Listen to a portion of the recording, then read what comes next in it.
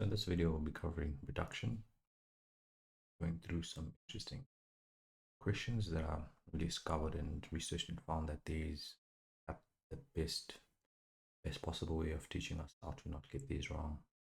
Really covered the most common errors and misconceptions that learners struggle with in their exams, predominantly their prelim and their final exam. So we don't have to take everything from this video. We have to really look at the small things that I'll be highlighting that you'll remember and really apply at every question that you're going to be answering with regards to reduction. First of those is this diagram, graph diagram I briefly drew, where we have 4 quadrants, where first quadrant we say it's A all, where all the trig functions are positive. The second quadrant is where only sine, meaning that tan and cos are negative in this quadrant. To the second quadrant, label the second quadrant, first quadrant, and the third quadrant, it's where only tan is positive. And really the fourth quadrant is where cos is only positive. So we reference these quadrants by saying 180 minus theta, or can be any variable beta or whatever, but the most important for me is understanding the 180 minus and the 180 plus 360 minus. And for this one here, it's usually referred to as the 360 plus quadrant. And additionally, towards the end of the questions, we're going to get to the core ratios, but I don't want to confuse that or jump the gun. So these are the 4 identifiers we're going to be using to this question. So in this question, we're given that sine of 360 minus theta, so they're using the variable theta here, times the sine of, if you notice now we're given 1 minus 180. This is pretty interesting. So whenever you come across such a situation where it's not a positive 180 but it's a minus 180, always do this small trick, and this is a small tip that you can take away from this video, where if it's negative, just add 316 minus 180 plus 360 is equals to positive 180. So instead of writing it as minus 180, you can just add what it is, 180 minus theta. Continue, cos 180 minus theta. Everything is divided by, they're saying cos minus a negative angle. What you need to also remember, take away for this video, is that cos eats up all negative signs. So whenever you have cos times negative angle, you just write it as cos of that angle. But for sine and tan, they don't. You write the negative angle outside. What do I mean? So for cos negative theta, we know that b equals to cos of theta, follows the theta. But for sine negative theta, it will become negative sine of theta. And for tan negative theta, it will be negative tan of theta. So imagine cos being invincible and not affected by negative sign. So that's another important takeaway you need to remember from this video, that cos always swallows a negative sign, so we can just write it as cos theta times 180 minus theta times the sine. So now we get to the meat of answering this question using the cos diagram. So the important things I look at, advise you to, is that we have sine 360 minus. So this 360 minus tells us the quadrant. 360 minus, which quadrant is it? It's the 4th quadrant. And what trig function are we given in the question? It's sine 60 minus. So a 360 minus is sine positive or negative. We know that in this quadrant, the 4th quadrant, only cos positive, so therefore sine will be negative. Write the negative on the outside, then we write sine of the variable, which is theta. And we move on to the next one. It says sine 180 minus. 180 minus is quadrant number 2.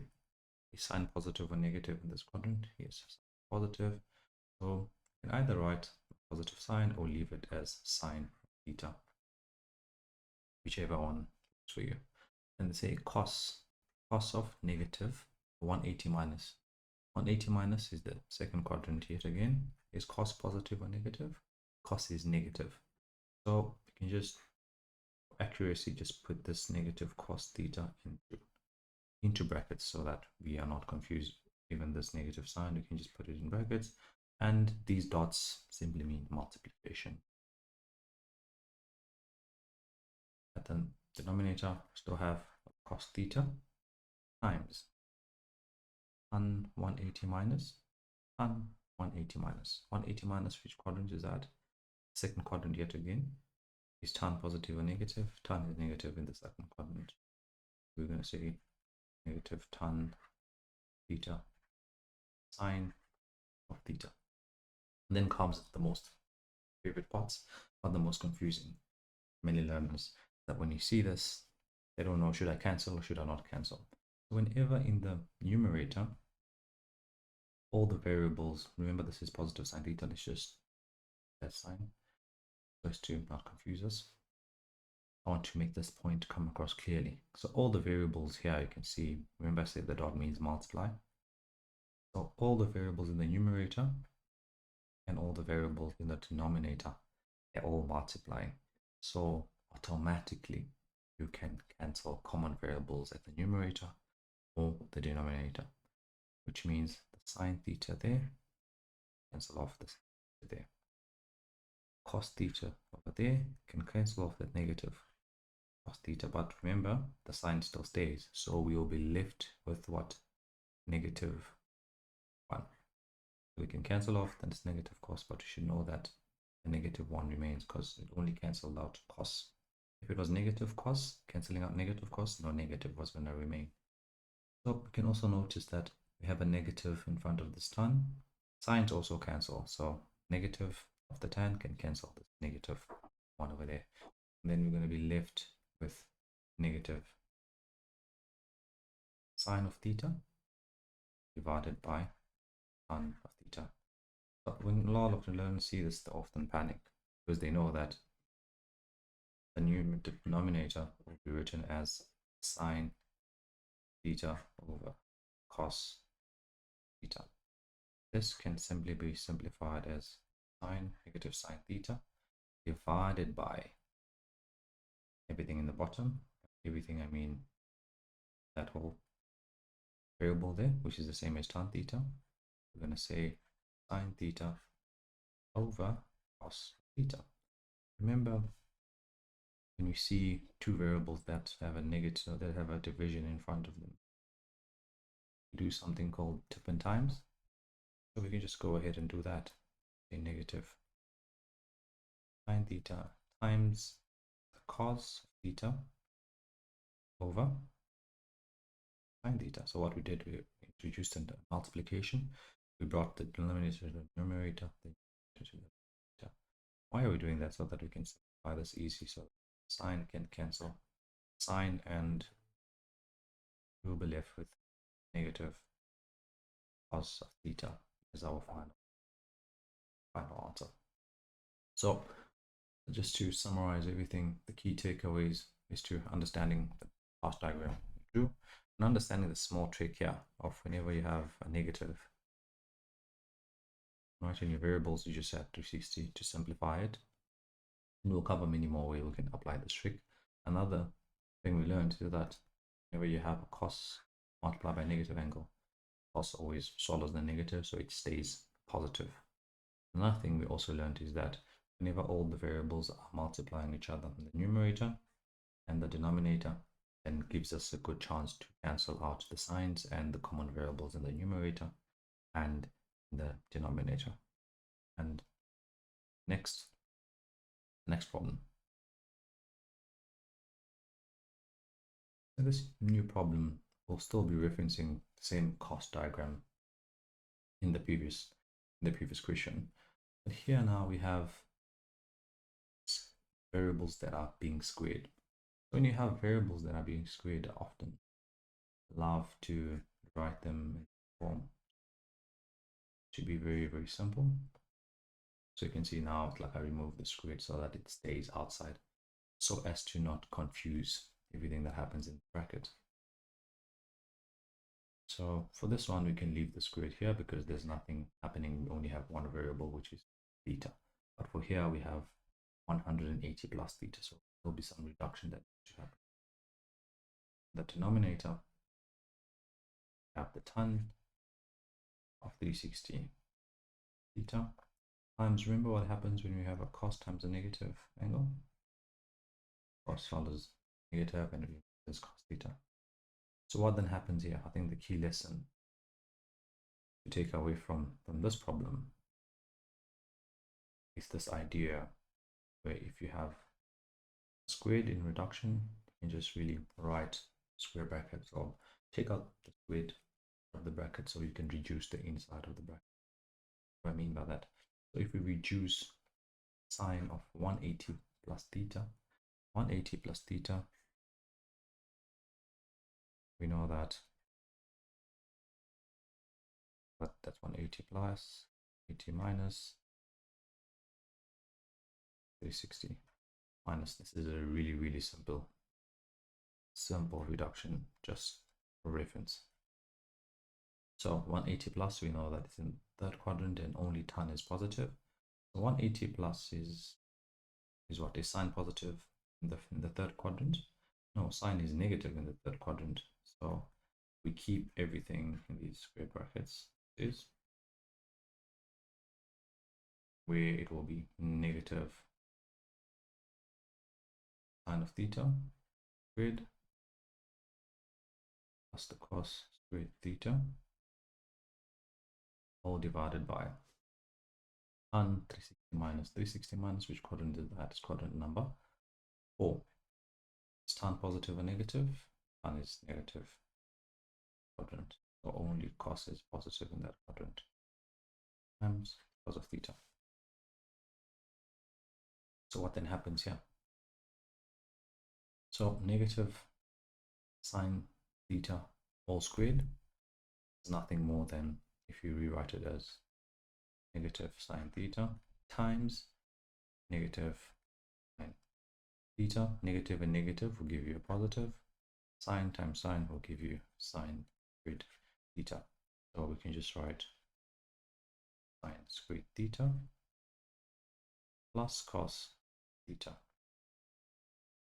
all divided by negative sine theta over cos theta times cos of theta.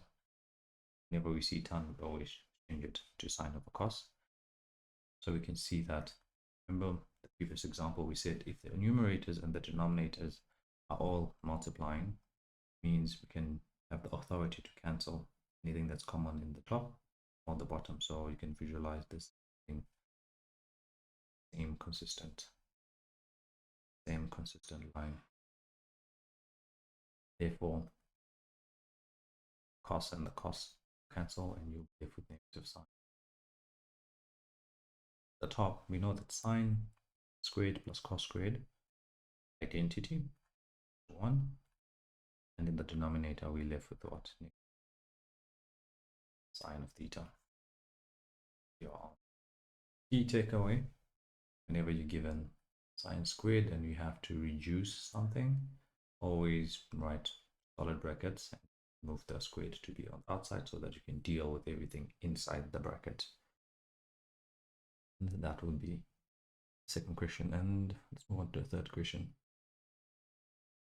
In this third question, we have something really interesting, really important to take away and drive home. So we're doing some co-ratios here. But even in an exam, never just try to just write your quick or draw out your quick cost diagram. This will help you massively. Just remember in the pressure of the exam to remember which quadrant does what. 360 plus 180 minus. Importantly, now we're going to be doing some co-ratios. Please remember we're dealing with degrees. So in this question, we're given a co-ratio of cos of 90 plus. So cos 90 plus, how you need to remember this is when given 90 plus, always remember where is 90 plus. 90 plus is in the second quadrant. Then you go back and say, is cos positive or negative in the second quadrant? Cos we know is negative in the second quadrant, so you just write negative, but you don't write cos. You flip the cos into sine. A sine of what? Of the variable you're given. So it's 90 plus the second quadrant. In the second quadrant, is cos positive or negative? Cos is negative, so you write negative and you change the cos to a sine. That's it. And cos times negative angle, cover that. Cos swallows up negatives, but does sine swallow up negative? No, it doesn't, so we can just write negatives brackets, and also we can write this. And remember, the dots means everything is multiplied. And denominator, we have something special here. If you observe this question was saying 90 plus variable. It was a degree plus minus a variable. Here, it's a variable plus minus a degree. What you need to do is not to panic. As I've said before, whenever you're given something as a negative angle in it, or like negative 90, you just take it and you add 360. 360, and this will give you positive 270.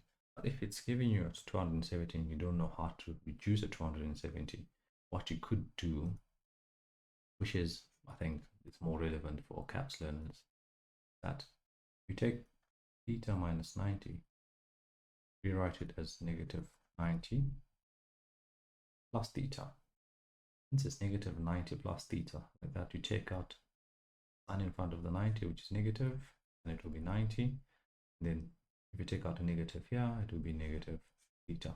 And then you can write it and substitute it as that, meaning that, say 90 minus 90 minus theta times 360 minus which quadrant is that? The fourth quadrant. Tan positive or negative here. Tan is negative. So it will be negative tan of theta times the cos theta. So as you can see, we are now in an advanced stage. So whenever you see anything that you can cancel at this stage, you can, because everything is multiplying the top and the bottom. So you can see we have a cos here. We also have a cos there. So we can continue. Now we left with negative sine theta in brackets times negative sine theta in brackets, all divided by sine times a negative angle. It will be negative sine. So let's work it out separately here. The negative sine theta minus theta. So now we have what? Co-ratio 90 minus. Is it the first quadrant, the second quadrant? It's the first quadrant. In the first quadrant, is sine positive or negative? Sine is negative, is positive. So you just keep the sine from the original question and then substitute the cos, sine for the cos, and then cos of theta. It means the denominator here, we're going to have the cos theta times negative sine theta over cos theta. What happens now? You can see now in the denominator that negative and negative cancels, negative and negative will cancel, and the cos cancels the cos here, and then the sine will cancel the sine, and the final answer sine theta. Really interesting. More important thing is that the co-ratios, and we figured out that the DBE or non-IB students, that you have to manipulate your variables if it's theta minus 90 or 90 plus theta, because you don't want to convert it to 270. But when you're given a negative angle like a negative 180 or negative 360, you always add 360 to that variable. And if ever you are able to solve it by just adding 360 to the negative 90, meaning that you will have minus 90 plus 360, which will be theta plus 270. Do show me and let me know how you go around that. Move on to the next one. Then this one, we're still working on co-ratios. Now we're given negative cos 90 plus theta. So 90 plus theta, which quadrant is 90 plus theta? Is in the 90 plus, minus 90 plus in the second quadrant is cos positive or negative. So this is a bit of a trick question. Let's take out the negative there. And let's do it as cos 90 alpha plus 1. So we're only taking out a negative there. Divided by, if you see squared, always take out square value, put it outside. Squared will be negative. Cos 90 plus is cos positive or negative in the second quadrant. Cos is negative, so we write down negative. Change the cos to a sign. The variable is alpha. Plus 1, all divided by cos 90 minus. Cos 90 minus is the second quadrant, is cos positive or negative. This is negative, so it will be negative cos of alpha squared. And what we have negative times negative, which will give us positive alpha 1 divided by negative cos squared is cos squared alpha. But you see that we have a sine alpha plus 1. It rings something familiar. Is sine alpha plus 1. This can be written as 1 minus sine squared alpha using the identity. 1 is equals to sine squared alpha plus cos squared alpha, which means we have sine alpha plus 1 all divided by 1 minus alpha 1 sine of alpha. Sine alpha plus 1 and 1 sine alpha is the same thing, which means our final answer is equals to 1 minus sine alpha. And be welcome to pause and rewatch these videos so that you're able to see how we were able to get the solutions. So the important takeaway here is that we're using solid brackets to really isolate our square values so as to not complicate our work, and also use square brackets here for our co-ratio because we saw that we have negative here, so as to not confuse us again.